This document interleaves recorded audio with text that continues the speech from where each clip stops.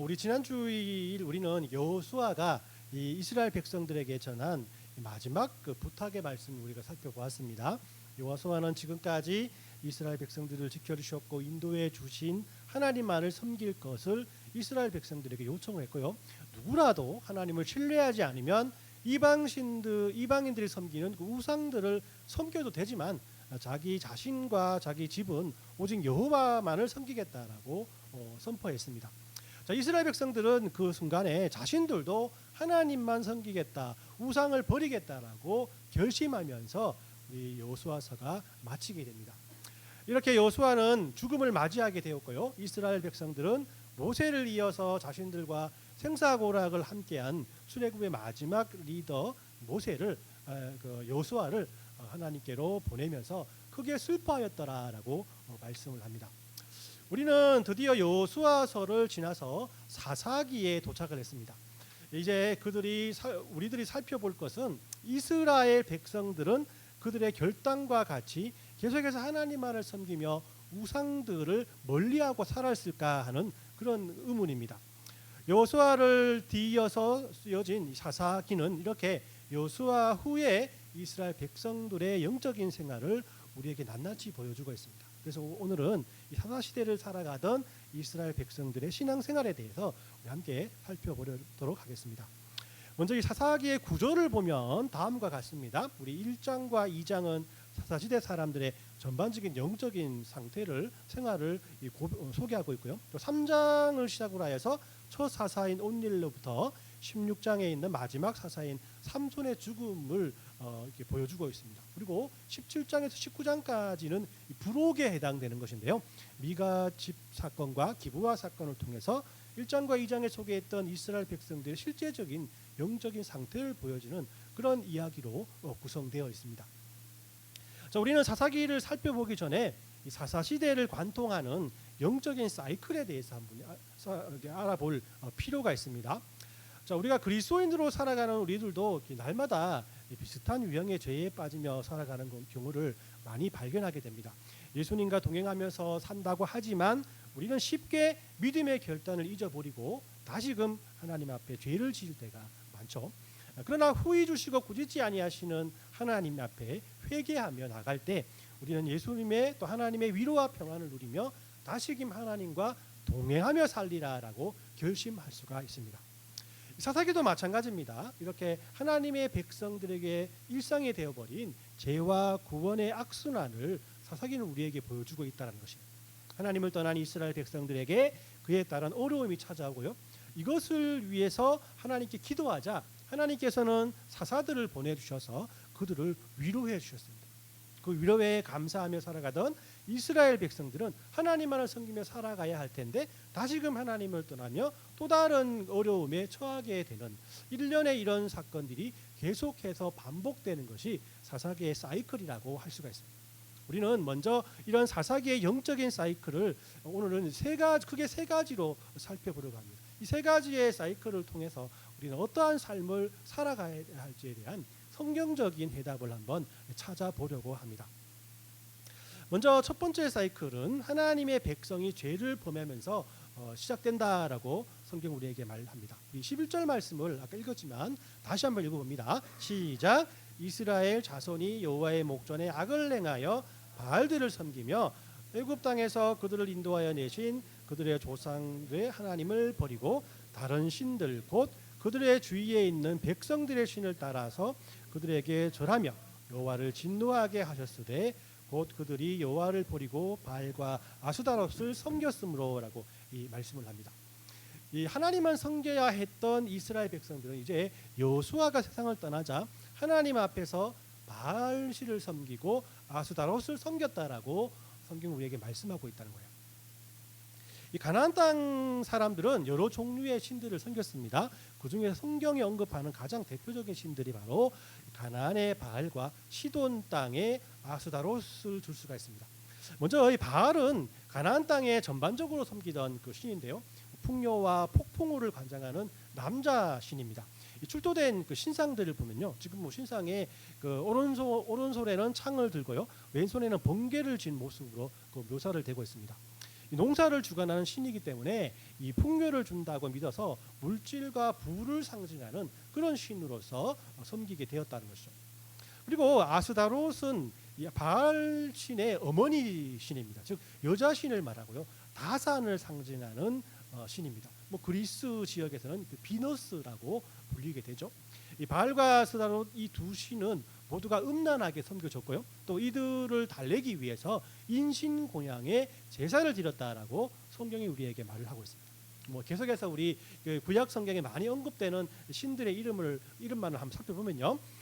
모압의 그노스라는 신이 있고요. 그리고 암몬 지역에는 몰록이라는 신이 있었고요. 이 블레셋에는 다곤이라는 신이 있습니다. 다곤. 예. 물고기 신이네요, 그죠? 이 솔직히 지금 보면은 가나안 땅은 그리 큰 땅이 아닙니다. 한국의 경상남북도 정도를 합한 그런 크기보다 약간 더 큰 그런 크기라고 할 수 있는데 이런 넓지 않은 땅에 각 지역마다 섬기는 신들이 이렇게 다르니까 얼마나 많은 우상들이 있었는지를 우리가 유출해 볼 수가 있습니다. 그래서 이스라엘 백성들이 하나님에 대해서 지은 죄는 다른 죄가 아니라 하나님을 섬기지 않고 우상 숭배를 한 죄라고 할 수가 있어요.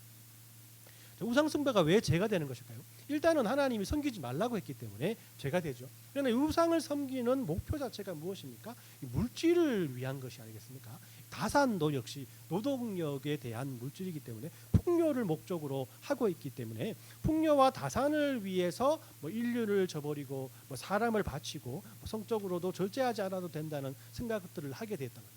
결론적으로 봐서 윤리의 잣대가 바뀌면서 하나님께서 싫어하시는 다른 범죄에도 당연히 노출될 수 있고 또 그렇게 됨으로 말미암아 죄의식 역시도 없게 되는 그런 삶을 살아갈 수밖에 없다라는 것입니다. 자, 이런 모습을 보면서 여호수아 시대에 그토록 신실했던 신앙이 어쩌다가 다음 세대인 사사기 시대에는 이런 불신앙으로 급격하게 주저앉게 되었는가에 대해서 우리는 분명히 생각해 볼 필요가 있습니다. 10절 말씀 우리가 다시 한번 읽습니다. 시작. 그 세대의 사람도 다 그 조상에게로 돌아갔고 그 후에 일어난 다른 세대는 여호와를 알지 못하며 여호와께서 이스라엘을 위하여 행하신 일도 알지 못하였더라라고 말씀을 합니다. 자, 이 말씀을 볼 때 그 이유가 바로 무엇이냐? 여호수아 이후의 젊은 세대는 하나님에 대해서 그리고 하나님께서 그들에게 행했던 모든 일들에 대해서 알지 못하는 세대가 되었다라고 말씀을 하는 겁니다. 왜 이 젊은 세대는 하나님에 대해서 이렇게 알지 못하는 상태가 되었을까? 이 자녀가 이렇게 하나님을 알지 못했다는 것은 부모 세대가 신앙 교육을 게을리 했거나 아니면 부모 세대도 신앙에 관심이 없었다는 것을 알 수가 있을 것입니다. 그러나 이 부모 세대는 여호수아와 함께 가나안 정복 전쟁을 같이 했던 그런 세대였고 여호수아가 앞에서 말했던 것처럼 여호수아가 하나님을 섬기겠다고 맹세를 하나님 앞에 했던 그런 그 세대 아니겠습니까? 그렇다면 부모 세대가 자녀들의 신앙 교육에 게을리했을 가능성이 더 크다라고 할 수가 있습니다.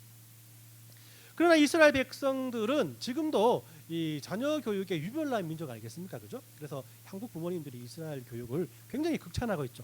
자, 그들의 자녀 교육은 뭐 그렇게 어려운 것이 아닙니다. 성경에서 말하는 그대로 교육하는 것이 그들의 그런 그 자녀 교육의 노하우입니다. 여러분들 잘 알듯이 신명기 6장 5에서 9절까지 말씀을 한번 읽어봅니다. 시작. 너는 마음을 다하고 뜻을 다하고 힘을 다하여 내 하나님 여호와를 사랑하라. 오늘 내가 내게 명하는 이 말씀을 너는 마음에 새기고 내 자녀에게 부지런히 가르치며 짐에 앉아 있을 때든지 길을 갈 때든지 누워 있을 때든지 일어날 때든지 이 말씀을 강론할 것이며 너는 또 그것을 내 손목에 매어 기호를 삼으며 내 미간에 붙여 표를 삼고 또 내 집 문설주와 바깥 문에 라고 말씀을 합니다. 자, 이스라엘 민족은 이 사실 그대로 아이들에게 가르쳤습니다. 이 말씀을 새기고 마음을 새기고 앉아 있을 때나 길을 갈 때나 누워 있을 때나 일어날 때에도 말씀을 강론하게끔 테필린이라고 하는데요. 율법 종이를 가죽 종이에 싸서 손에 돌돌 이렇게 말아 있지 않습니까? 그렇게 손에 돌돌 말고 또 미간에 이마에다가 그런 그 하나님의 말씀을 가죽 종이를 가죽 그 상자를 만들어서 거기에 달고 다니면서 이렇게 외우고 암송하게끔 그렇게 교육을 했습니다. 또 이게 매주자라고 하는 그 집의 각 방의 문 앞에도 그죠? 또 대문에도 이런 말씀을 기록해 놓은 상자를 거기다 붙이도록 그렇게 그 아이들에게 교육을 하게 됩니다. 지금도 신앙심이 깊은 전통 유대인들의 집에는 이렇게 일상생활 속에서도 말씀을 철저히 가르치려고 하는 그들의 노력을 우리가 볼 수가 있습니다. 자, 그런데 왜 여호수아 이후에 자녀 세대에는 이런 하나님을 잊어버리고 당시 유행하고 인기 많았던 이방신들을 섬기게 되었을까? 다른 이유는 없습니다. 부모 세대가 하나님에 대한 성경에 대한 그런 지식은 잘 가르쳤지만 하나님을 아는 지혜를 가르치지 못했기 때문이라고 말씀드리고 싶습니다. 부모 세대는 하나님에 대한 지식은 많았으나 하나님을 인격적으로 만나는, 체험하는 그런 은혜들을 자녀들에게까지 이어지게 하지 못했다라는 것입니다.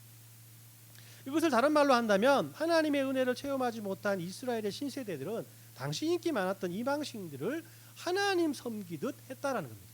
각자 자기 생각대로 그들 주위에 있는 우상을 찾아서 새로운 숭배의 대상으로 섬겼다라고 할 수가 있는 거죠.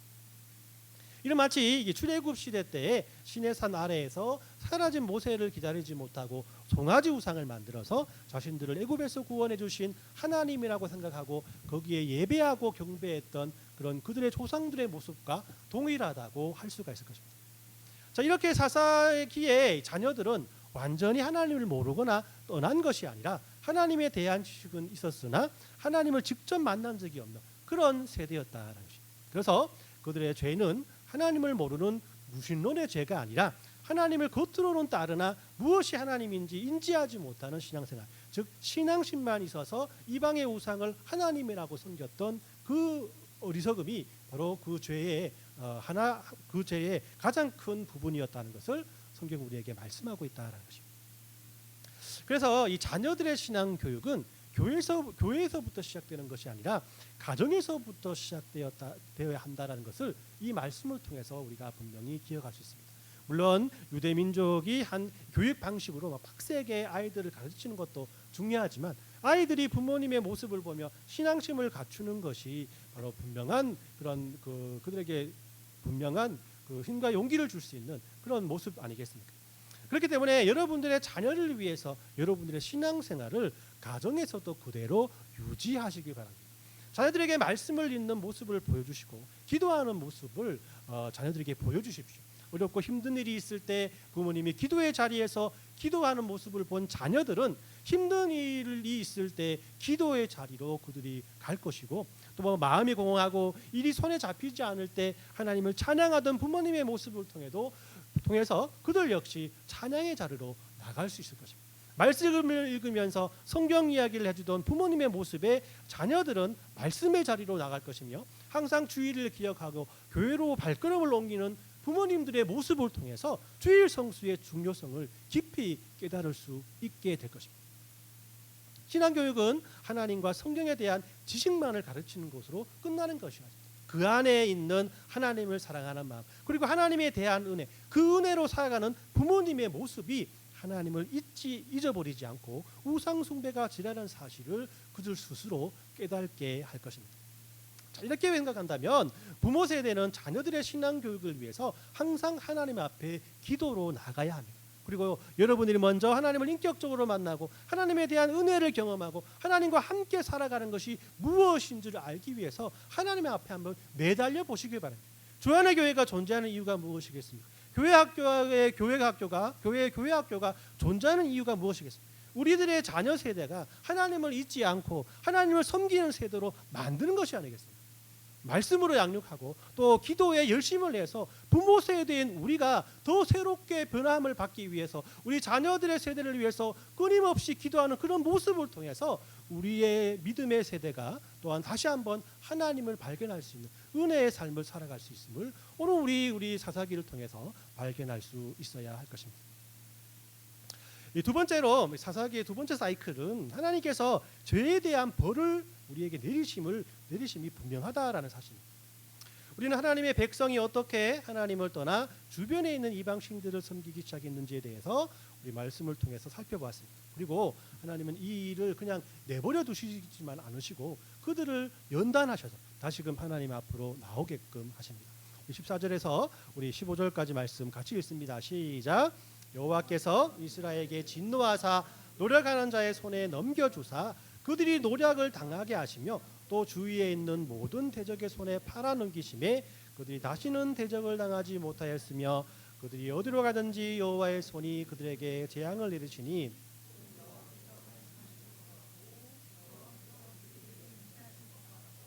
그들의 괴로움이 심하였더라라고 말씀하죠. 자, 하나님은 주위의 나라들을 이스라엘 백성들에게 침입하게 하셔서 이스라엘 백성들을 괴롭게 하였다라고 성경이 우리에게 말합니다. 여기서 우리가 눈여겨 보아야 할 문장은요, 여호와께서 이스라엘에게 진노하사라는 구절입니다.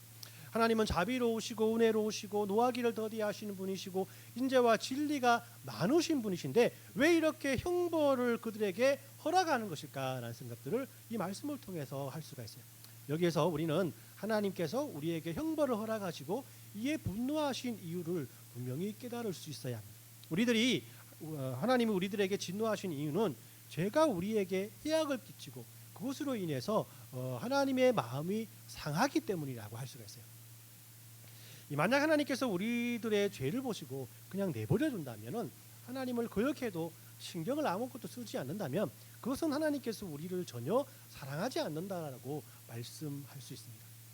즉 여러분들의 좋은 예가 될지 모르겠지만 여러분들의 배우자가 다른 사람과 데이트를 하고 있는 것을 확인했음에도 불구하고 노하지 않는다면 그것은 서로가 사랑하는 것이 아니지 않나 그런 생각들을 해봅니다. 배우자를 사랑한다면 당연히 거기에 대해서 분노할 수 있어요. 왜냐하면 사랑은 독점입니다. 그렇기 때문에 배신에 대한 분노는 부당하지 않고 오히려 정상이라고 할 수 있어요. 마찬가지로 이스라엘에 대한 하나님의 분노는 자기 백성이 잘 되기를 바라는 하나님의 깊고 영원하신 사랑에서부터 비롯된다라고 할 수가 있는 겁니다. 이 죄에 대한 하나님의 진노는 두 가지 방식으로 우리에게 나타나는데요. 그 하나는 이 수동적인 방법입니다. 그냥 쉽게 말하면 그냥 내버려 둔다는 거예요. 그냥 내버려 둬서 하나님을 떠나서 사는 것이 얼마나 어리석은 일인지를 스스로 깨닫게 하는 것입니다. 우리는 하나님의 진노를 하늘에서 떨어지는 날벼락과 같은 것으로 여기는 경향이 많은데 하지만 하나님의 진노 중에 가장 큰 진노는 그냥 내버려 두는 것입니다. 예수님께서 말씀하시는 돌아온 탕자의 비유를 통해서 우리는 이 사실을 쉽게 이해할 수가 있죠. 아들의 방탕한 생활을 허용해주고 쓰디쓴 결과를 맛보고 돌아오는 탕자를 받아주는 아버지의 마음이 곧 하나님의 마음이라고 할 수가 있는 겁니다. 이 두 번째는 능동적인 방법인데요. 적극적으로 하나님께서 거기에 관여하시는 것입니다. 이는 하나님께서 연단하셔서 즉 고난을 주셔서 하나님께로 돌아오게 하는 그런 경우라고 할 수 있습니다. 요나 이야기를 통해서 우리가 쉽게 이해할 수 있겠죠. 요나가 하나님께 반항하여서 멀리 도망을 치자 하나님은 그를 돌아오게 하기 위해서 태풍을 주시고 큰 물고기를 사용하시고 결국은 큰 식물과 벌레들을 보내셔서 그를 깨닫게 하셨다는 거죠. 자, 이렇게 볼 때 사사기의 사이클에서 볼 수 있는 하나님의 형벌은 능동적이면서도 수동적이라 할 수 있습니다. 하나님께서 자기 백성을 노력하는 자들의 손에 그냥 넘겨줘 버리는 그런 모습들을 보면은 수동적인 하나님의 심판을 우리가 볼 수 있고 또 여호와의 손이 그들에게 재앙을 내리시니라는 그 장면을 통해서는 능동적인 심판을 볼 수 있다라는 것입니다. 세 번째로 이 사사기의 사이클은 형벌 뒤에 있을 구원을 우리에게 분명히 말씀해 준다는 것입니다. 18절 말씀을 한번 같이 읽습니다. 시작. 여호와께서 그들을 위하여 사사를 세우실 때에는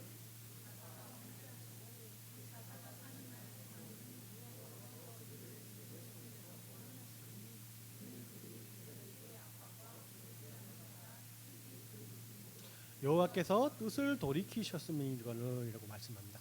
하나님께서는 우상 숭배를 하는 이스라엘 백성들을 이방 나라의 침입으로 형벌을 하시고 그 고통을 그대로 놔두시는 분이 아니셨다라는 것이죠.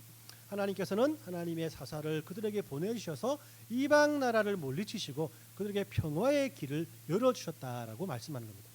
자, 우리가 앞으로 계속 살펴볼 사사들은 이런 절차를 통해서 이스라엘 백성들의 어려움을 해결해주는 영웅과 같은 존재로 묘사됩니다. 하나님은 난세에 하나님의 택하신 영웅 사사를 통해서 이스라엘 백성들에게 구원을 이루게 해주신 거예요. 그러나 이게 끝이 아닙니다. 사사기의 사이클을 볼 때 하나님께서 그들에게 주신 평화를 이스라엘 백성들은 다시금 우상을 섬기는 것으로 사용하게 되는 것입니다. 19절 말씀을 같이 읽습니다. 시작.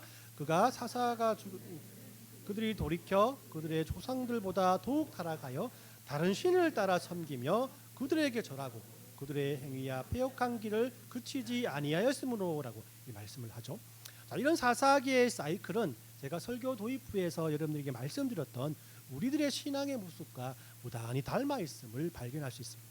이런 다람쥐 쳇바퀴 돌듯이 계속되어 반복되는 우리들의 모습은 어차피 용서해 주실 것이면 나 하고 싶은 대로 그냥 살면 되겠다라는 우리의 어리석은 생각으로 바뀔 수가 있는 것입니다. 그렇기 때문에 이런 위기를 모면해 주고 이런 반복을 송두리째 바꾸어 줄 구원자가 우리에게 분명히 필요함을 성경은 우리에게 말씀하고 있습니다. 즉 사사기의 죄와 벌과 구원의 사이클을 끊을 유일한 길을 성경은 어떻게 말씀하고 있습니까? 사사기 말씀을 통해 보면 그때는 이스라엘의 왕이 없으므로 사람마다 자기 소견에 옳은 대로 행하였더라라고 말씀하고 있지 않습니까? 성경은 그들에게 왕이 없기 때문에 자기 소견대로 옳게 행동했고 그것이 사사기의 사이클이 계속되어는 그런 결과를 낳았다라고 결론을 우리에게 말씀하고 있습니다. 이는 사울과 다윗으로 이어지는 사람들이 세워진 그런 세상의 왕으로서 세워진 그 왕을 통해서 끊임없이 끊어질 것 같이 보였지만은 솔로몬 이후에 어떻게 되겠습니까?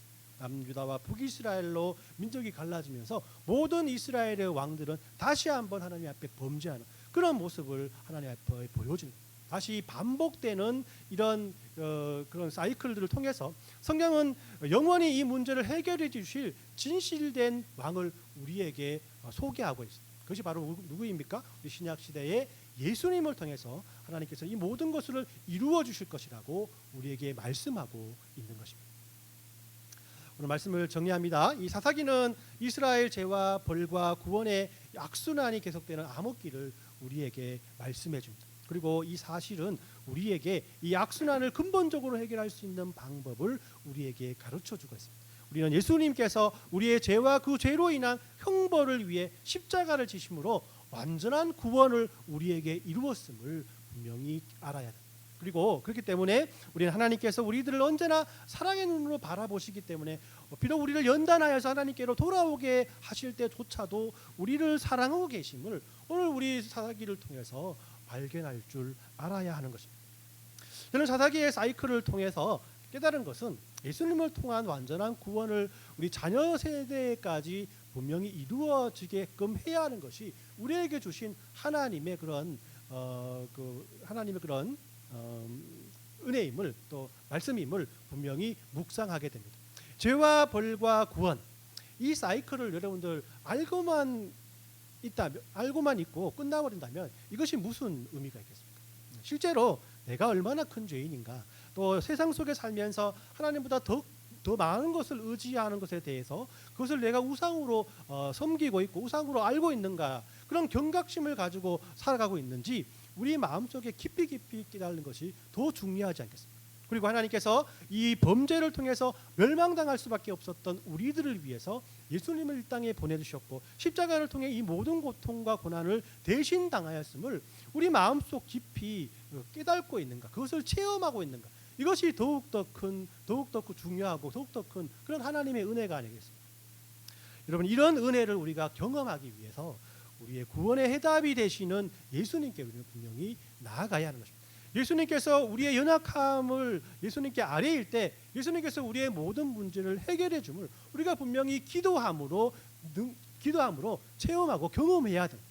주님 내가 하나님보다 더 의지하는 것들이 있습니다. 십자가의 보혈로 우리를 구원하신 그 은혜를 깨달을지 못할 때가 있습니다. 예수님만이 길이오니 그 복음 따라 살길 원합니다. 우리 주님만이 완전하시기 때문에 우리 예수님만을 의지하는 그런 삶을 살게 해달라고 항상 하나님 앞에 간절한 마음으로 기도해야 되지 않겠습니까?